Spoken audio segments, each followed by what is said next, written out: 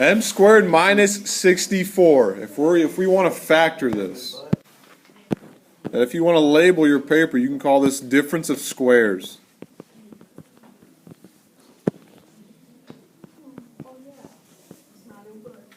Called difference of squares. This is what we're going to be talking about all day. Difference of squares. Now remember, the word difference, what does that mean? Subtraction. What does the word squares mean? Four sides. Powers. Well, all of these numbers, you're dealing with perfect squares, like m squared. What gives me m squared? M times n. What gives me 64?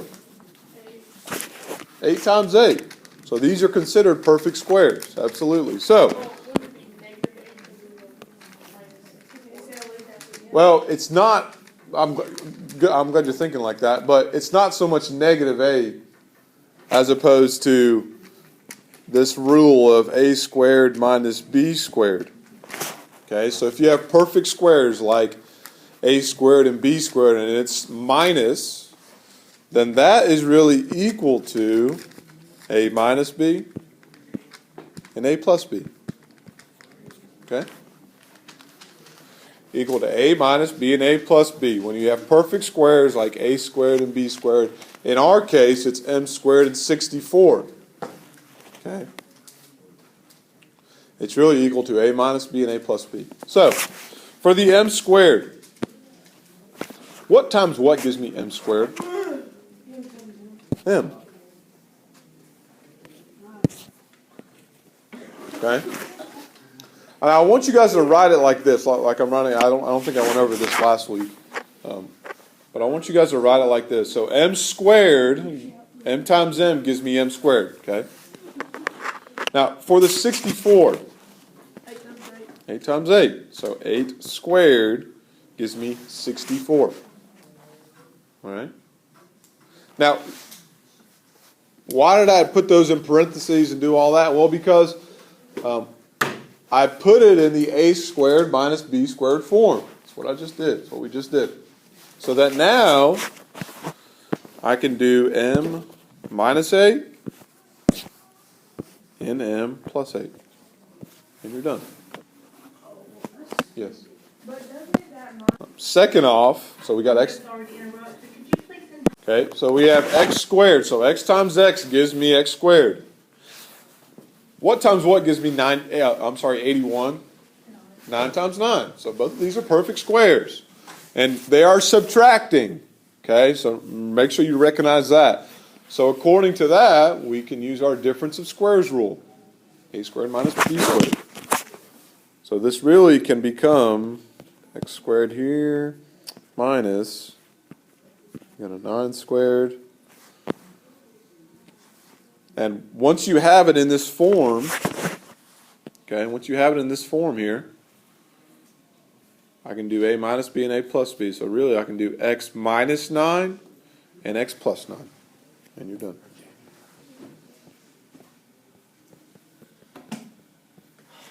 Okay? Yep. Am I dealing with subtraction also? Yeah. I have a minus 81z squared. So they're perfect squares, and I'm dealing with minus. So, for 16, okay, what times what gives me 16? 4 times 4.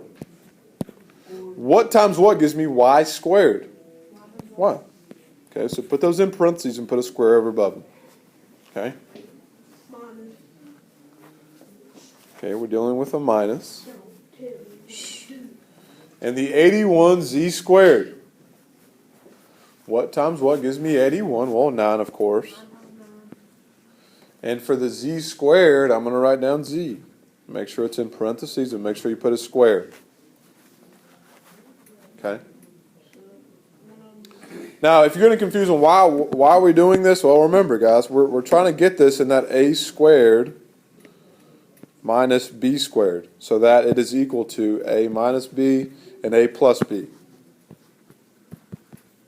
That's all we are doing. So you can think about this as your a and this is your b. All right? So you can think about it that way also. So So because we have it in this form, we can go a minus b and a plus b. So according to that, my a is what? Well, it's 4y. My b is 9z. So I can do a minus, and I can do a subtract, and a plus, I'm sorry. And we are done. Now, Claire asked a good question, which we are going to get into today.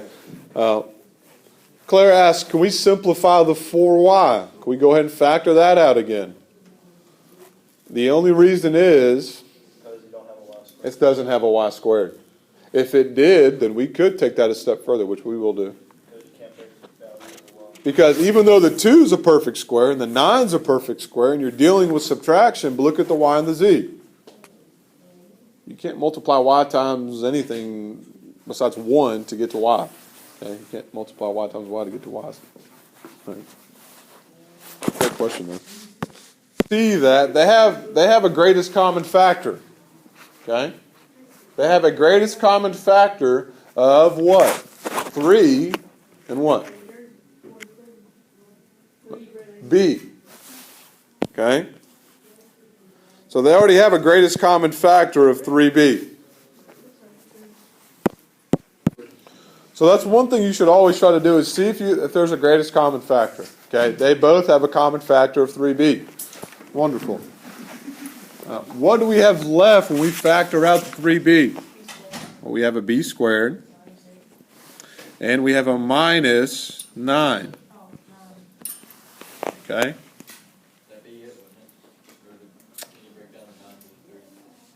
Can we break down that b squared minus 9? B and 3? What is the b squared minus 9 considered? It's considered a difference of? Squares. Perfect. Yes. It's considered that difference of squares. So, in that case, I can turn this into a b squared. No. And a minus. What times what gives me 9? Well, 3. Okay. Make sure you put all this in parentheses.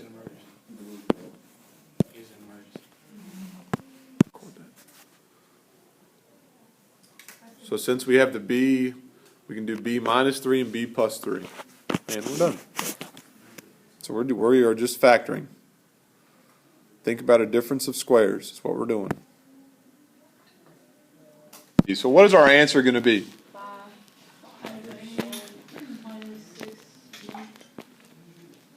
Is that it?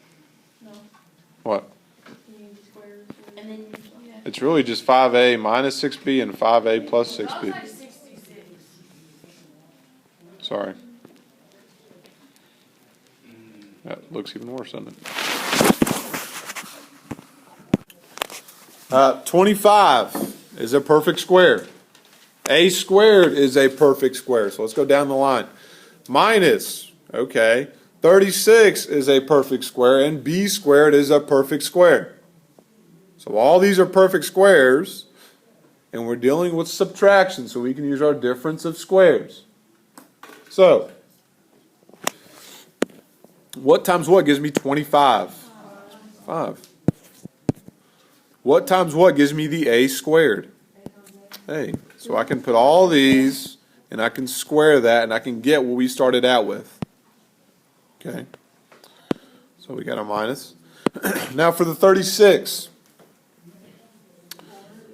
6. For the b squared. Just b times b. So if I square the 6 and the b, I get what I started out with. Okay, does that make sense? So if I square the 5, I get 25. If I square the a, I get a squared. If I square the 6, I get 36. And if I square the b, I get b squared. So I do where I started out with. Now, why do we do all this? Well, because we can get this in our difference of squares. Remember, a minus b is equal to, a squared minus b squared is equal to a minus b and a plus b. Okay? So now,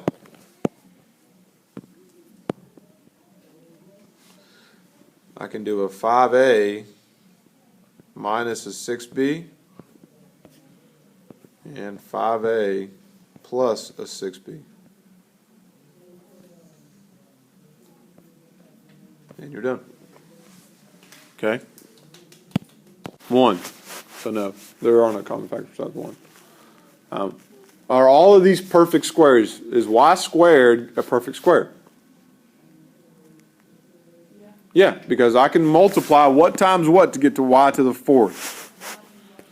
If I square y squared, I get y to the 4th, right?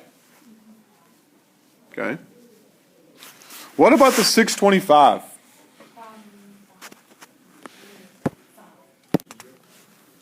Okay, so if I'm going to write my minus, I'm going to keep that there. If I square 25, I'm going to get 625. So 625 is a perfect square. All right? Now, this is really considered my A, and this is considered my B. Remember, we're always trying to get it into this form. So that now, I can write down y squared. Remember, write down whatever's in that parentheses. Minus 25 and y squared plus 25. Does everybody see that? That's very important. Very, very, very important. You see why we did that? Everybody see where I got these numbers from? This is really my A and this is my B. So it's really y squared minus 25 and y squared plus 25. Always a minus, always a plus. Any questions on that? If I look at this again, I can go ahead and factor this one out also, because first off, I'm dealing with a minus. Second off, I'm dealing with perfect squares, y squared and the 25. Can I factor this one out again? Yeah. This one. Why not? Because it has to be. Yes, it has to be a minus. That's the only way you could factor this out even more. So this is the only one we could factor out again. So let's go ahead and do that.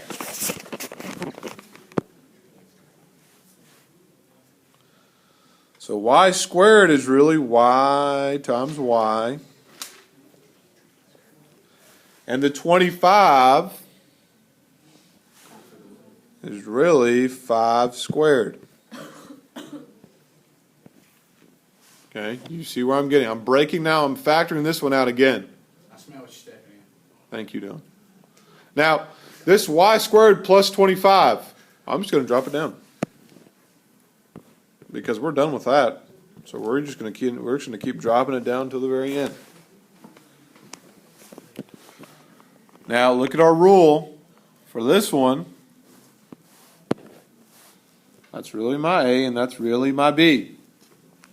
Okay? When you have that, you can turn it into a y minus 5 and a y plus 5.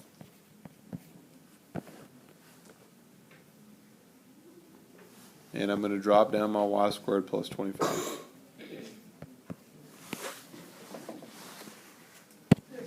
Then to the 4th. Okay? So this matches up. You can kind of go back and check and see, okay, 16 squared is going to give me 256 minus, and squared is going to give me into the 4th. Okay? So, this is according to our rule. I can have a 16 minus n squared, and I can also have a 16 plus n squared. Okay, so that's what you should have gotten. Now, we're not done yet. The reason why we're not done yet is because, looky here. 16 is a perfect square, and n squared is also a perfect square. Okay, and we're dealing with minus. I cannot factor this part out again because it's a plus. So we're done with this side. But I can take this one a step further. Yes, absolutely, Anthony. So what times what gives me that 16? Well, what's that square root essentially? 4 squared. For the n squared, if I just square n, I get n squared. Make sure you just drop down that 16 plus n squared. Okay?